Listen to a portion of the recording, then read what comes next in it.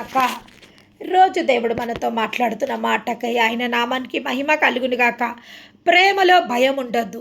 నిజంగా real love it is not fearless. Real love is fearless. చూడండి, ఒక తల్లిదండ్రులకు పిల్లలతో ఉన్న ప్రేమ భయం ఉండదు. ఆ ప్రేమలో భయం ఉండదు. ఒకవేళ మనం భయపడుతున్నాము అంటే ఆ యొక్క భయంకి ప్రేమ కనెక్ట్ అయి లేదు. చూడండి, ఇక్కడ ఏమంటుండో, ప్రేమలో భయం ఉండదు, అంతేకాదు పరిపూర్ణమైన ప్రేమ భయమును వెళ్ళగొట్టును. పరిపూర్ణమైన ప్రేమ. చూడండి, ప్రేమకు ఇంకొక నిర్వచనం విశ్వాసం అనొచ్చు. చూడండి, మనం ఎవరినైనా ప్రేమించినాము అంటే వాళ్ళని విశ్వసిస్తున్నాము. మనం ఎవరినైనా ప్రేమిస్తున్నాము అంటే వీఆర్ ట్రస్టింగ్ హిమ్. మనము ఆ వ్యక్తిని విశ్వసిస్తున్న వ్యక్తిని, ప్రేమిస్తున్న వ్యక్తిని మన ఆ యొక్క విశ్వాసము, ఆ యొక్క ప్రేమ మనలో ఆ భయాన్ని తొలగిచ్చేస్తుంది. మనం ఆ వ్యక్తి దగ్గర భయంతో వెళ్ళము, కానీ ఆ వ్యక్తి దగ్గరికి మనం ప్రేమతో వెళ్తాము. ఎందుకంటే ఆ యొక్క వ్యక్తి పట్ల మనకు విశ్వాసం ఉంది, ప్రేమ ఉంది. ప్రేమ విశ్వాసం ఎప్పుడైతే ఉన్నదో అక్కడ మనకు భయంకి తావు లేదు. There is no place for the fear. ఒక మనిషిని మనం విశ్వసించనప్పుడు మనకు భయం కలుగుతుంది. ఒక మనిషిని మనం విశ్వసించనప్పుడు మనకు భయం కలుగుతుంది. చూడండి, అన్నోన్ పర్సన్స్తో ఎప్పుడన్నా, మనకు తెలియని వ్యక్తులతో ఎప్పుడన్నా మనం ఎక్కడన్నా ప్రయాణం చేస్తున్నా, లేదా ఎక్కడన్నా అన్నోన్ పర్సన్స్తో మనం ఒక ప్లేస్లో ఉన్నా మనకు భయం కలుగుతుంది. ఎందుకంటే వాళ్ళ గురించి మనకి ఏం తెలియదు, వాళ్ళ మనస్తత్వం మనకు తెలియదు, వాళ్ళు ఎటువంటి వాళ్ళో మనకు తెలియదు. కాబట్టి మన జర్నీ అంతా ఫియరిక్ జర్నీగా ఉంటుంది. అదే చూడండి, మనకు తెలిసిన వ్యక్తులతో మనం ప్రయాణం అయ్యి వెళ్తున్నాము అంటే, మనకు కావాల్సిన వ్యక్తులతో మన ప్రయాణం ఉంది అంటే ఆ ప్రయాణంలో మనకు భయం ఉండదు. We have lot of fun in that journey. ఆ యొక్క ప్రయాణంలో మనకు ఎంతో సంతోషంతో, ఎంతో ఆనందంతో మనం ఆ ప్రయాణాన్ని కొనసాగిస్తాము. అవును, మన యొక్క ఈ జర్నీలో దేవుడితో మన జర్నీలో మనకు భయం లేదు. Why? Because God is love. దేవుడు ప్రేమామయుడు. దేవుని ప్రేమించువారు ఆయన సంకల్పం చొప్పున నెరవేర్చువారు. ఆయనను ప్రేమించువారిలో భయం ఉండదు. భయము దండనతో కూడినది. భయము అంటే ఇట్స్ పనిష్మెంట్. భయము అంటే ఇట్స్ ఇండికేట్స్ ద పనిష్మెంట్. కానీ మనకు దండనతో కూడిన ప్రేమ కాదు, ధైర్యంతో కూడిన ప్రేమ మనం పొందుకొని ఉన్నాం. దేవుని నామానికి మహిమ కలుగును గాక. చూడండి, ఇక్కడ ఏమని రాయబడిందో, భయపడువాడు పరిపూర్ణమైన ప్రేమ భయమును వెళ్ళగొట్టును. పరిపూర్ణమైన ప్రేమ భయమును వెళ్ళగొడుతుంది. చూడండి, చీకట్లో ఉన్న మనకు కావలసిన వ్యక్తులతో మనం ఉంటే మనకు భయం ఉండదు. లేదా ఒక అన్నోన్ ప్లేసెస్కి మనం వెళ్ళినా మనకు కావలసిన వాళ్ళు మన పక్కకుంటే మనకు భయము ఉండదు. ఎందుకు అంటే వాళ్ళని బట్టి we are feeling protection from them. వాళ్ళని బట్టి మనము సెక్యూర్గా ఫీల్ అవుతున్నాం. ఎందుకంటే వాళ్ళు మనల్ని ప్రేమించేవాళ్ళు కాబట్టి వాళ్ళని బట్టి మనము ధైర్యంగా ఫీల్ అయ్యి మనం భయపడే అవకాశం లేదు. దేవుని నామానికి మహిమ కలుగును గాక. పరిపూర్ణమైన ప్రేమ భయమును వెళ్ళగొట్టును. భయము దండనతో కూడినది. భయపడువాడు ప్రేమయందు పరిపూర్ణము చెయ్యబడని వాడు. దేవుని నామానికి మహిమ కలుగును గాక. భయపడువాడు ప్రేమయందు పరిపూర్ణము చెయ్యబడని వాడు. అవును, మనము ఇంకా దేవుని సన్నిధికి రావడానికి భయపడుతున్నామా? ఇంకా దేవుని సన్నిధిలో మనము ఆయనతో మాట్లాడడానికి భయపడుతున్నామా? ఇంకా మనము ఆయన యందు విశ్వసించకుంటున్నామా? ఆ యొక్క ఫియర్కి ఇండికేషన్ ఏంటి అంటే we are not trusting the God. మనము దేవుని నమ్మాల్సినంత మేరకు మనం నమ్ముతలేము, లేదా దేవునికి మనం సమర్పించుకోవాల్సినంతగా మనం సమర్పించుకుంటలేము, లేదా దేవుడి గురించి తెలుసుకోవాల్సినంతగా మనం తెలుసుకుంటలేము. నిజంగా చూడండి, చిన్న పిల్లలకు పేరెంట్స్ అని ఎట్లా తెలుస్తుంది? చూడండి, ఒక చిన్న బిడ్డకు ఈమె మా తల్లి, ఈయన మా తండ్రి ఎట్లా తెలుస్తుంది? Because of their love and affection. ఎప్పుడు ఆ తల్లి ఆ బిడ్డని తన పొత్తిళ్లలో భద్రపరుచుకొని ఉంటుంది. తను పుట్టినది మొదలుకొని from the time of the birth 9 నెలలు ఆ తల్లి ఆ బిడ్డని కడుపులో భద్రపరుచుకుంటుంది. కానీ పుట్టిన తర్వాత తన పొత్తిళ్లలో భద్రపరుచుకుంటుంది. అందరికన్నా ఎక్కువగా కేర్, లవ్, ఎఫెక్షన్ ఆ తల్లి చూపెడుతుంది. Then the baby will be secure. In his mother's hand. అవును, ఆ తల్లి చేతులలో ఆ బిడ్డ సురక్షితంగా ఫీల్ అవుతాడు. అవును, ఈమె నన్ను ప్రేమిస్తుంది అంటే ఈమె నాకు చాలా కావాల్సిన వ్యక్తి అనేసి తండ్రిని కూడా అట్లనే గుర్తుపెట్టడం జరుగుతుంది. నా వాళ్ళని చూడండి, పిల్లలు వాళ్ళ ఫ్యామిలీ మెంబర్స్ ఎత్తుకుంటే ఏం భయపడరు, ఏం ఎడవరు. అదే అవుట్ సైడ్ వాళ్ళు ఎవరన్నా వచ్చి ఆ బేబీని ఎత్తుకున్నా, ఆ బేబీని టచ్ చేసిన బేబీ గోయింగ్ టు క్రై అంటే ఆ బిడ్డకు తెలిసిపోతుంది ఎవరు తనని ప్రేమించటోళ్ళు, ఎవరి యందు ఆ బిడ్డ విశ్వాసం పెట్టాలా, ఎవరితో ఆ బిడ్డ భయపడకుండా ధైర్యంగా ఉండాలా. ఒక చిన్న బిడ్డ తెలుసుకోగలుగుతుంది. దేవుని నామానికి మహిమ కలుగును గాక. ఇక్కడ ఏమంటుంది చూడండి, ఆయన మొదట మనని ప్రేమించను కనుక మనము ప్రేమించుచున్నాము. చాలామంది ఏమంటారంటే నేను దేవుణ్ణి నమ్ముకున్నా. చాలామంది చెప్పే స్టేట్మెంట్ ఒక్కటే, నేను యేసు ప్రభుని నమ్ముకున్నా, నేను దేవుణ్ణి నమ్ముకున్నా. నిజంగా మనము దేవుణ్ణి నమ్ముకున్నామా? దేవుడు మనని ఎన్నుకున్నాడా? కానీ every body say only one statement. ప్రతి ఒక్కరు ఒకటే చెప్తారు, నేను దేవుణ్ణి నమ్ముకున్నా, ఈ సందర్భాన్ని బట్టి నేను దేవుణ్ణి నమ్ముకున్నా, లేదా ఈ మాటను బట్టి నేను దేవుణ్ణి నమ్ముకున్నా, లేదా ఈ విషయాన్ని బట్టి నేను దేవుణ్ణి నమ్ముకున్నా. ప్రతి ఒక్కరు ఇదే చెప్తారు మాట.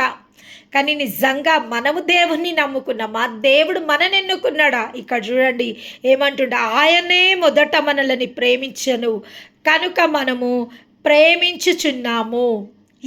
మొదట ఆయననే మనని ప్రేమించిండు. ఎంత ప్రేమించిండంటే ఆయన ప్రాణం సైతం పెట్టిండు. గొప్ప ప్రేమ. ఈ ప్రపంచంలో ప్రేమకు నిర్వచనం ఏదన్నా ఉంది అంటే హీజ్ జీసస్.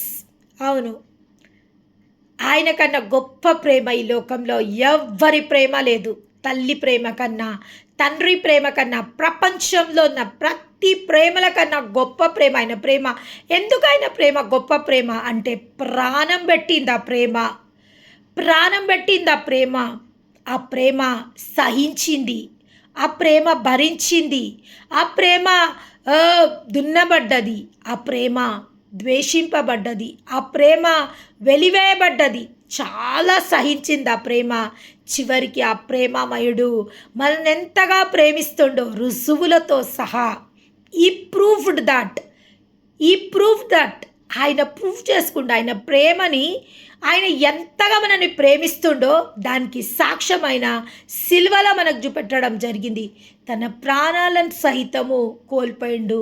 నిజంగా ఒక మాట ఆయన సెలవిచ్చింది, నేను ప్రాణం పెడితే తప్ప ఎవ్వరు నా ప్రాణంని తీయజాలరు. ఆయన కావాలనే తన ప్రాణంని మన కోసం పెట్టిన దేవుడు. మన పాపంల నిమిత్తం, మన దోషంల నిమిత్తము మనకు రావాల్సిన శిక్ష ఆయన అనుభవించి ఆయన ప్రాణంను మన కోసం పెట్టిన దేవుడు. అంతకన్నా గొప్ప ప్రేమ ఈ లోకంలో ఏ ప్రేమ లేదు. ఒక తల్లి 9 నెలలు బిడ్డని కడుపులో పెట్టుకొని కాపాడితే ఈ తండ్రి మనని జీవితకాలమంతా తన గుండెలో పెట్టుకొని కాపాడుకుంటుండు. దేవుని నామానికి మహిమ కలుగునుగాక. ఒక తల్లి 9 నెలల బిడ్డ భారాన్ని మోస్తుంది. కానీ మన దేవుడు మన జీవితంలో బై ద డే 1 నుంచి మనము మట్టిలో మట్టయిపోయే వరకు మన దేవుడు మనని సంరక్షిస్తుండు, కాపాడుతుండు,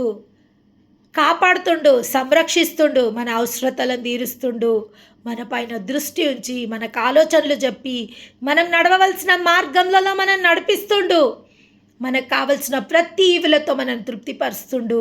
దేవుని నామానికి మహిమ కలుగును గాక.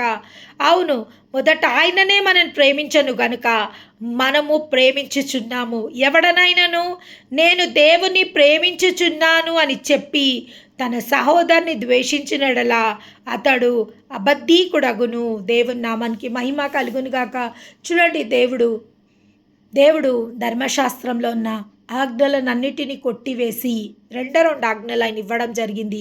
నీ దేవుడైన యెహోవాని తప్ప వేరొక దేవుడు నీ జీవితంలో ఉండడానికి వీల్లేదు. రెండవదిగా, నిన్ను వలె నీ పొరుగువారిని ప్రేమించు. ఎవరు నా పొరుగువాడు? ప్రతి ఒక్కరు నిన్ను వలె నీ సహోదరుని ప్రేమించు అంటే మనం ఏం చేస్తామంటే ఇక మన సొంతలనే ప్రేమిస్తాము. కానీ ఇక్కడ దేవుడు ఏమంటుండే, నిన్ను వలె నీ పొరుగువారిని ప్రేమించు. ప్రతి ఒక్కరిని ప్రేమించబద్దులమై ఉన్నాము.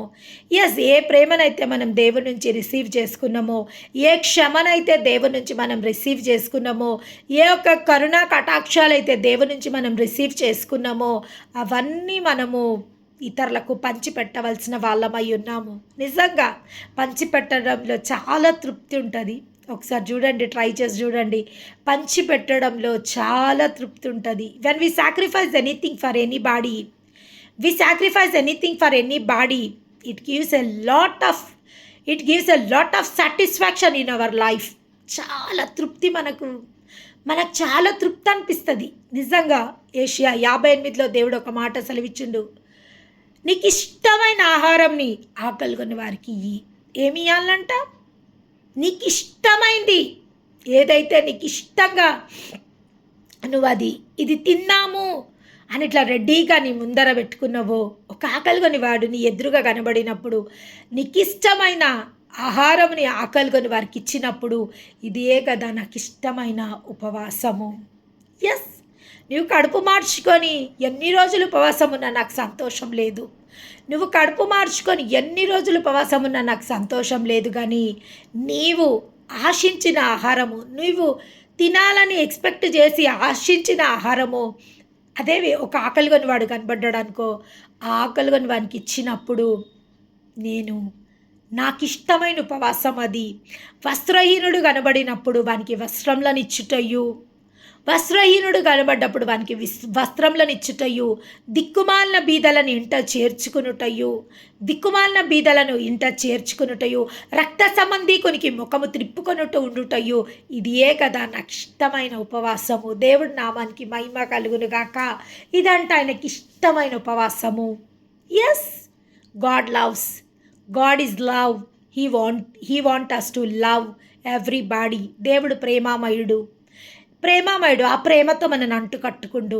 ఆ ప్రేమను మనము ఇతరులకు షేర్ చేయాలా. మనం షేర్ చేస్తున్న కొద్దీ అది ఇంకా స్ప్రెడ్ అవుతూనే ఉంటుంది. చూడండి, గత కాలంలో కరోనా ఎట్లా స్ప్రెడ్ అయింది? మన యొక్క నోటిలో ఉన్న తుప్పిర్ల ద్వారా కరోనా స్ప్రెడ్ అయింది. మన స్పర్శ ద్వారా కరోనా స్ప్రెడ్ అయింది. ఒక వైరస్కే ఇంత శక్తి ఉంటే, ఒక వైరస్కే ప్రపంచాలని గడగడలాడించే శక్తి ఒక కరోనా వైరస్కు ఉంటే, నిజంగా ప్రేమకి ఎంత శక్తి ఉంది. ప్రేమకి ఎంత శక్తి ఉంది. ఒక చిన్న మాట ఒక జీవితాలను మార్చగలుగుతుంది. చూడండి, సమాధానపరచువారు ధన్యులు, వారి దేవుడి కుమారులు అనబడుడు. అవును, ఈ లోకంలో ప్రేమించే వాళ్ళు చాలా తక్కువ మంది ఉన్నారు. కానీ క్రైస్తవులమైన మనము మన దేవుని ప్రేమ చేత మనము తీర్చిదిద్దిన వాళ్ళము. మన దేవుడు ప్రేమామయుడైనాడు. ఆయన మనను కూడా ప్రేమకు కారకులుగా మనను కూడా ఉండమన్నాడు. ఇక్కడ చూడండి ఏమంటుండైనా, తన సహోదరుని నేను దేవుని ప్రేమించుచున్నానని చెప్పి తన సహోదరుని ద్వేషించినడలా అతడు అబద్ధీకుడగును. తాను చూచిన తన సహోదరుని ప్రేమింపని వాడు తను చూడని దేవుని ప్రేమింపలేడు. దేవుని నామానికి మహిమ కలుగును గాక. చూడండి, చాలామంది చాలామంది మామూలుగా అన్యులలో ఇది జరుగుతుంటుంది. చాలామంది ఏం చేస్తారు, విగ్రహాలకు రకరకాల ఏమంటారంటే భోగాలను అర్పిస్తుంటారు. అన్ని రకాల ఫుడ్స్ అన్ని రకాలే రకరకాలు చేసి ఆ యొక్క మాట్లాడని నోర్లు లేని బొమ్మలకు అర్పిస్తుంటారు. నోర్లు లేని బొమ్మలకు రకరకాలుగా ఆ యొక్క వంటలు చేసి వాటికి అర్పిస్తుంటారు. కానీ అదే నోరున్న మనుషులకు ఆకలితోనున్న మనుషులకు ఒక్క పూట అన్నం పెట్టడానికి కూడా వాళ్ళు ఇష్టపడరు. నిజంగా అదెక్కడ భక్తి? నోరులేని మూగ విగ్రహాలకు పంచభక్ష పరమాణాలు పెడతారు. నోరులేని మూగ విగ్రహాలకు పంచభక్ష పరమాణాలు పెడతారు. కానీ నోరున్న వ్యక్తులకు, జీవంతో ఉన్న వ్యక్తులకు ఒక పట్టెడు అన్నం పెట్టడానికి కూడా వాళ్ళు ఇష్టపడరు. నిజంగా దేవుడు అంటుండు, నన్ను ప్రేమిస్తున్నా అంటే నేను ఎట్లా నమ్ముతా? నీ పక్కకున్న సహోదరిని నువ్వు ప్రేమించలేకపోతున్నావు. తన కష్టాన్ని చూసి నువ్వు అతన్ని ఆదుకోలేకపోతున్నావు. అతని పైన సింపతి చూపెట్టలేకపోతున్నావు. కనబడని నన్ను ప్రేమిస్తున్నావు అంటే నేనెట్లా నమ్ముతా? నిజమే కదా. దేవుడు అంటుండు, సౌలా నన్ను ఎలా హింసిస్తున్నావు? నన్ను ఎందుకు హింసిస్తున్నావు? సౌలు అంటాడు, నేను నిన్నెప్పుడు హింసిస్తున్నాయ్యా? నేను అసలు నిన్ను చూడలేదు. ఇప్పుడే నీ యొక్క ఆకాశం నుంచి నీ యొక్క ఈ ధ్వని వింటున్నా. నేను నిన్నెప్పుడు హింసించిన? నిన్నెక్కడ హింసించిన అన్నప్పుడు ఒక స్వరం అనిపిస్తుంది, నా యొక్క బిడ్డలను నువ్వు హింసిస్తే నన్ను హింసించినట్టే. నా యొక్క బిడ్డలను హింసిస్తే నన్ను హింసించినట్టే. చూడండి, దేవుడు చూడండి, ఆయనని ప్రేమిస్తున్నానని చెప్పి తన సహోదరుని ద్వేషించిన ఎడలా ఆ ప్రేమని దేవుడు కన్సిడర్ చేస్తలేడు. నిజంగా దేవుని ప్రేమిస్తున్నాము అని మనం క్లెయిమ్ చేస్తున్నాము అంటే నిజంగా దానికి మనం ప్రూఫ్ ఏంటి అంటే we are lovable to our family. నిజంగా మన కుటుంబంలో మనము లవబుల్గా ఉన్నామా? ప్రతి ఒక్కరికి మనం ప్రేమ పంచేవారిగా ఉన్నామా? ప్రతి ఒక్కరిని మనం ప్రేమిస్తున్నామా? ఒకవేళ నిజంగా మన కుటుంబాన్ని మనం ప్రేమిస్తున్నాము అంటే దేవుని కూడా మనం ప్రేమిస్తున్నట్టే. Sure, there is no doubt. If we love our family and family members, really we are loving the almighty god. అవును, మనము మనుషులని ప్రేమించండి, దేవుని ప్రేమిస్తున్నాం అంటే there is no value for that love. Yes, దేవుడు ప్రేమమయుడై ఉన్నాడు. ఆ ప్రేమని god said to express that love. సర్వలోకానికి వెళ్ళి సర్వ సృష్టిని నాకు శిష్యులుగా చేయండి. అవును, నిజంగా మీరు నన్ను ప్రేమిస్తే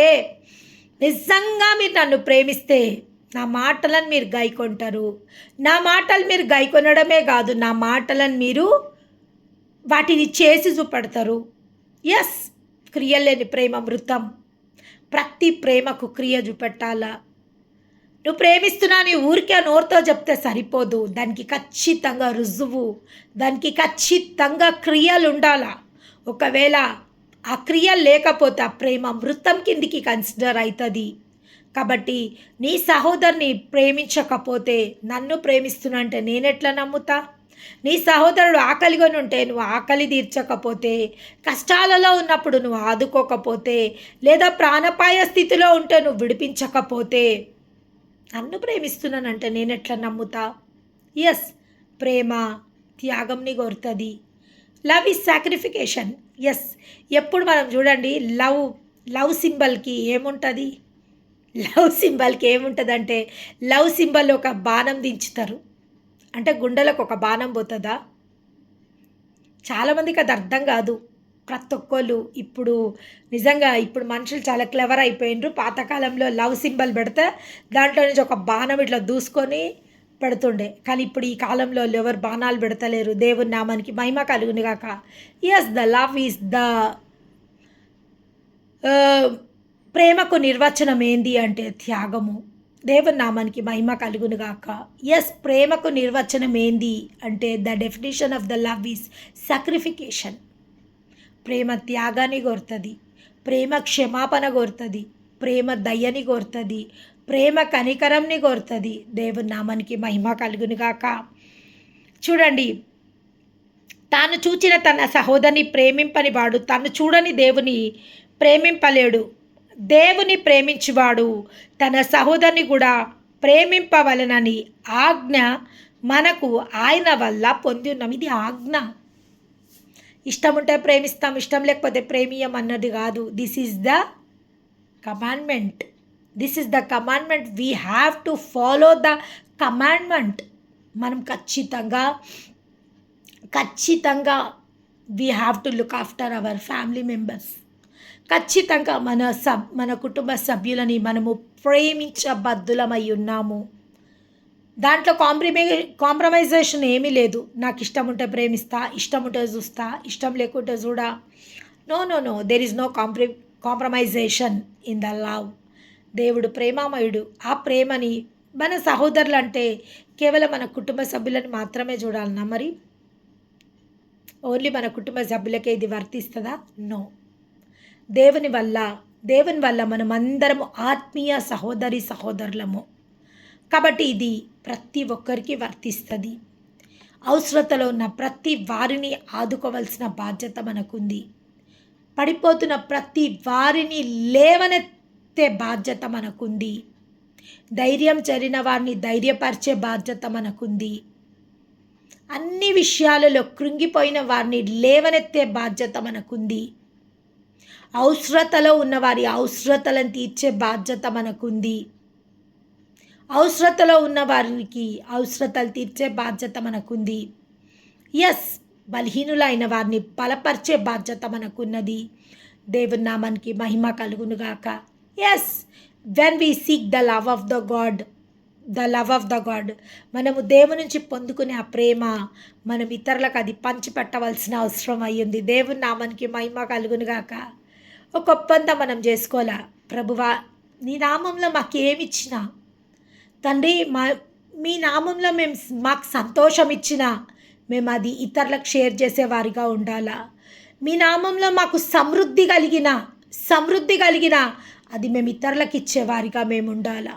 ఏది నీ నుంచి మేము పొందుకున్నా కానీ we have to distribute in the family or in the people. అవును తండ్రి, మీ నుంచి మేము ఏది పొందుకున్నా అది మేము ఇతరులకు ఇచ్చేవారిగా ఉండాలా. చాలామంది ఏది ఉన్నా కానీ వాళ్ళు